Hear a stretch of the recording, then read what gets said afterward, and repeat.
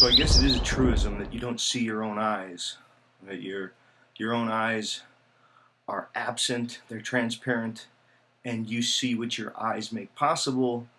And I guess unless something's wrong with your eyes, if there's some sort of dysfunction with them, maybe you see them. But again, you normally don't see them. And not only do you not see your own eyes, but there's a sense in which, like if I have this watch here, if I have it up too close to my eye, I can't see the other item. And if I have the other item too far away, I can't see it. There is a sort of optimal distance that I hold things at where I can see them. And so this notion of how far away things have to be or how close they have to be in order for us to get a good sight at it, this is, I think, the angle that I would want to take into the problem of trying to study communication. I think communication is something that's so intimately near to us that in many ways it is like our eyes. It's just something that transparently functions and we don't even notice it until it breaks down. But even there is another sense in which communication, especially when we include language, seems to be a kind of object that as we analyze it and try to understand it, if it's too close to us, we can't really get a good view of it, and if it's too far away, we really can't get a good view of it. I think one of the ways to help clarify some of this is to suggest that from the very beginning, many people seem to have a hang-up on communication. They seem to think that communication, all forms of communication, are something that someone does to or with someone else. This is partly true in some regards, some ways. Not wholly true, though. We want to be really careful about this, that communication is more like a basic life process that's the equivalent of metabolism. It's just something that works with symbols and symbolic material, sign material, rather than physical material which it ingests and metabolizes. There is a kind of symbolic metabolizing, and taking in and a making of oneself, and then I guess a passing out of something else. Right? There does seem to be a kind of odd exchange process that goes on in communicative process. Now, one way to help clarify this, and I want to get at some of this in terms of communication and then how that relates to language. First off, and this comes from the book The Trivium by Sister Miriam Joseph, which is a wonderful book if people haven't ever seen that. But we want to be able to differentiate between the transitive use of a verb and the intransitive use of a verb. For example, if I say the boy hit the ball, there is a subject and a verb and an object, where the object is this ball being hit by the boy. But when I say the rose blooms, we can see an action where there isn't some external object that's the receiver of the action. Instead, the blooming of the rose, it terminates in the blooming. That is, the blooming itself is the object that is receiving the action, right? The blooming and the receiving of the action and the object of the action. They're all nestled and they're the same thing. I think we could say the same thing when we say people communicate.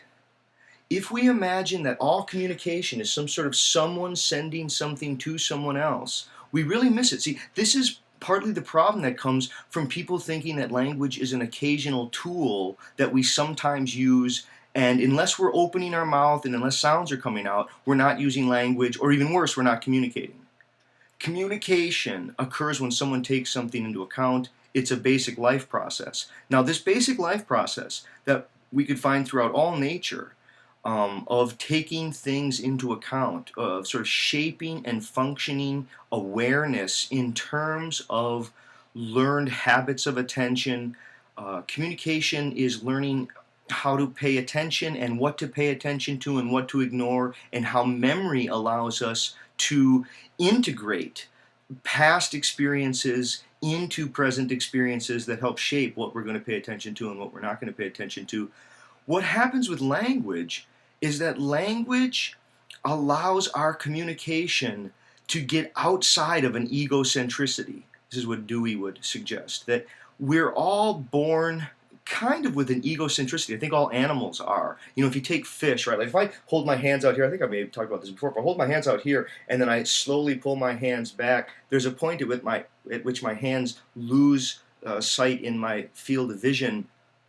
Now, fish don't have hands, their eyes are on the side of the head. Do they even realize they're there? I mean, do they just react to the world around them? Do they have to postulate themselves in addition to the world around them? Or can they just see the world and respond to that without having to think, oh, I'm in addition to that? See, I think there is a kind of egocentricity where each organism responds to the world through its own, I guess, grounded orientation. But what happens is in humans, to learn language, again, largely this happens, it starts with the babbling period, and the babbling period itself comes and goes without notice if no one there is to respond to it. The child never discovers that it was the source of the babbling, but if parents are around and someone comes and responds to the babbling, the child slowly learns that those sounds enter into the consciousness of other people, and they stop reacting to the sounds as sounds and come to see them as words, that is, as meaningful objects that are meaningful from the view of other people.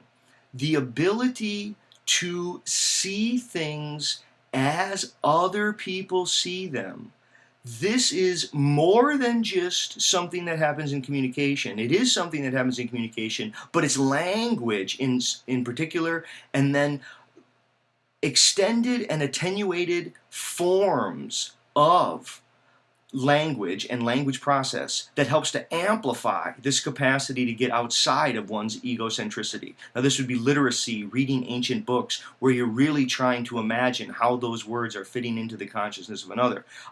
Dewey has a great line where this is an experience in nature, his metaphysics, where the farmer comes out and he's throwing the grain to the chickens, and every time the chickens see the farmer throw his seed, they act as if alarmed. They don't ever see the hand throw as preparatory to another act. That is, they seem not to be able to take the position of how his activities are relating to them from his perspective. They only see it from their own egocentricity.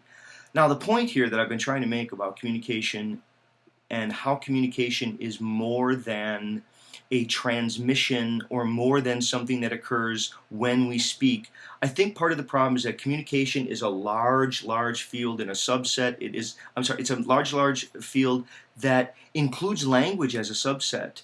But once language enters in, it makes over communication in its image. It takes over structure and function aspects of communication, and we can learn to attend to the world and to take it into account, not only as others do, but as we can imagine future others might, or as they would.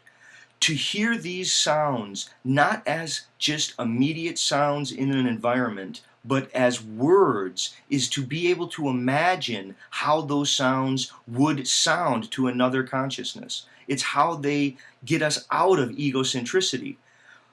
But once we understand that, once we see language, the problem becomes too many people take language then as the model, and they imagine, I'm not sure why, but I guess we sort of walked through it right here, but they seem to imagine that we're stuck with communication as something that's intentional, that's something that's occasional, and that we use to get thought across to other people. We seem not to realize that communication is a basic life process.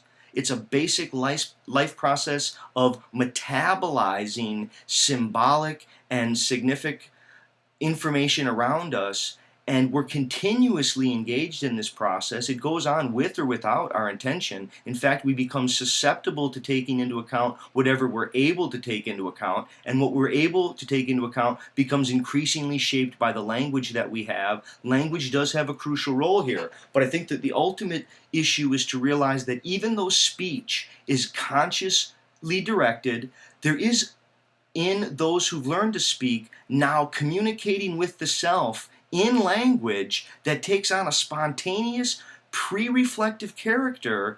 And we struggle to see that communication is an intransitive phenomena. That is, it's not that someone communicates something to someone else. It's that people communicate.